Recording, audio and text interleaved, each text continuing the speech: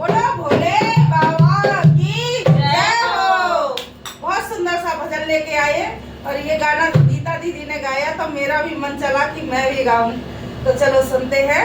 भगवती जी की मैया समझा रही हैं कि भोले से शादी मत करो, वो तो सन्यासी है, ना उसके घर है ना द्वार है, ऐसे ऐसे इंसान से शादी मत करो बेटा। तो पार्वती कैसे कहती हैं,